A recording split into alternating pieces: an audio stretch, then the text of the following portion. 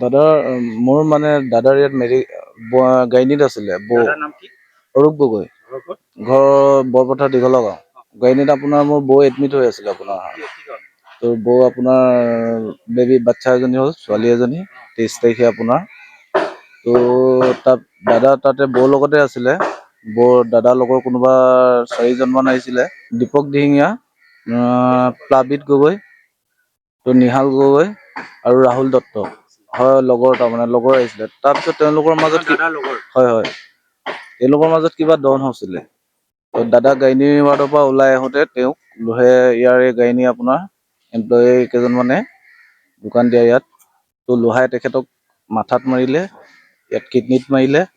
আপোনাৰ এতিয়া ডাক্তৰে কৈছে কিডনীটো হয়তো চেঞ্জ কৰিব লাগিব। কিমানখিনি কি হয় আমি চাই লৈছোঁ।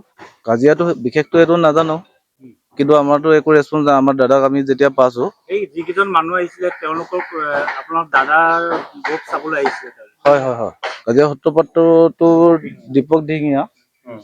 তো ৰাতিপুৱা এনেকুৱা 4:30মান বজাত তেনেকুৱা। তাৰপিছত আৰু দাদা আৰু তেনেকুৱা হৈ মেলি বগা এল্টো গাড়ী এখন লাগিছিলে, AS06 AD 6064 হ'বলা নাম্বাৰটো। গাড়ীৰ পৰা লোহা উলিয়াই মেলি তেখেতক মৰা হৈছে বুলি কৈছে। তেওঁলোকৰ ঘৰ আপোনাৰ ইয়াতে মেডিকেলৰ গাইনী ৱাৰ্ডৰ তাতে হৈছিলে আপোনাৰ। তো যদি তাত যদি আপোনালোকে CC কেমেৰাত যদি আপোনালোকে ফুটেজ যদি চায়, তো তেনেহ'লে গোটেইখিনি ওলাই পৰিব। তাৰমানে মেডিকেলৰ কেম্পাছৰ ভিতৰতে আপোনাৰ গাইনী ৱাৰ্ডৰ এই দোকানখিনি যোনখিনি বহি থাকে সেইডোখৰত আছে। তাত CC ফুটেজ চেক কৰি ল'ব, তদন্ত কৰি। থানাত আমি বুলি তাৰ দাদা এনেকুৱা হ'ল, তাৰ FIR এখন দিবলৈ আহিলোঁ। তেখেতৰ বিশেষকৈ এতিয়া বহুত ক্ষতি হৈছে এইবোৰ। ডাক্তৰে কৈছে তেখেতক নহ'লে হয় বাহিৰত নিব লাগিব, নহ'লে ইয়াতে যিমানখিনি যি ট্ৰিটমেণ্ট কৰিব কৰি দিব বুলি।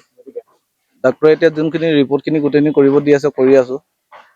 তো আপোনাৰ গোটেই পেচাবেদি ব্লাড গৈ আছে, তেওঁৰ প্ৰেচিং হৈ আছে।